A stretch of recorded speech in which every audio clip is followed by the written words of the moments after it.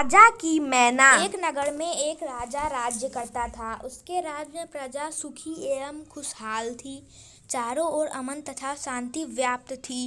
राज्य के सभी कर्मचारी ईमानदार एवं कर्तव्यनिष्ठ थे। राजा अपार शक्तिशाली था। उसके पास अस्त्र शस्त्रों का भंडार था। अपनी शांति प्रियता की नीति के कारण राजा इन हथियारों का प्रयोग कम से कम करना चाहता था। उसकी किस्मत तथा बुद्धिमानी की प्रशंसा करते लोग थकते नहीं थे। कहीं किसी प्रकार की कोई समस्या नहीं थी। राजा के पास एक मैना थी। मैना का नाम प्रिया था। राजा ने उसका नाम इसलिए प्रिया रखा था क्योंकि वह राजा को सबसे अधिक प्रिय थी। एक दिन उस राज्य में एक राक्षसी आ गई। राक्षसी का प्रकोप बढ़ते बढ़ते इतना बढ़ गया कि सारी प्रजा दुखी हो गई। अंत में दुखी प्रजा राजा के पास पहुंची।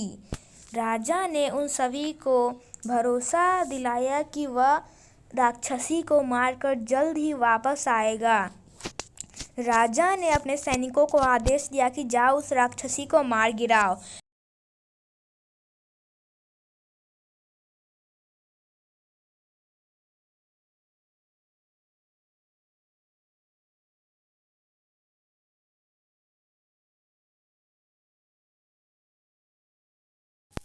किंतु राक्षसी सैनिकों के हाथ से बच निकली।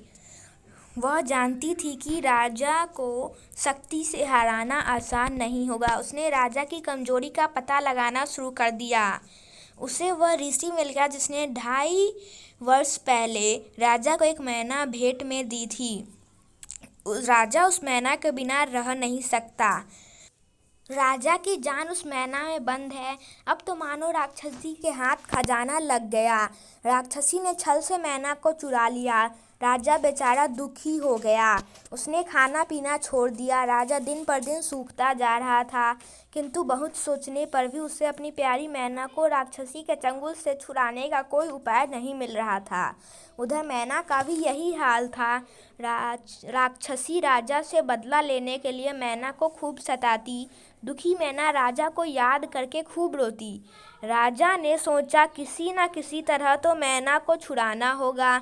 मेरी ही वजह से मैना की यह हालत हो रही है। राजा ने अपनी सभी शक्तियों का प्रयोग करके उस जगह का पता ढूंढ लिया जहाँ राक्षसी ने मैना को छिपाया था। उसने सोचा जब तक मैना राक्षसी के कब्जे में है तब तक राक्षसी को मारना संभव नहीं। उसने एक दिन चुपके से मैना को उड़ा दिया। मैना उड़ना नहीं चाहती थी, किंतु उसने मैना को समझा दिया कि वह शीघ्र ही राक्षसी को मारकर उसे अपने पास बुला। अब राजा को राक्षसी से कोई डर नहीं था। उसने राक्षसी की हर चाल का जवाब ईंट की जगह पत्थर से देना शुरू कर दिया। एक दिन राक्षसी और राजा का आमना सामना हुआ। दोनों में घमासान युद्ध हुआ। राजा ने राक्षसी को मार गिराया। चारों ओर राजा की जय जयकार होने लगी। प्रजा फिर से खुश हो गई। राजा ने अपनी मैना को वापस बुला लिया। दोनों फिर से खुशी खुशी रहने लगे।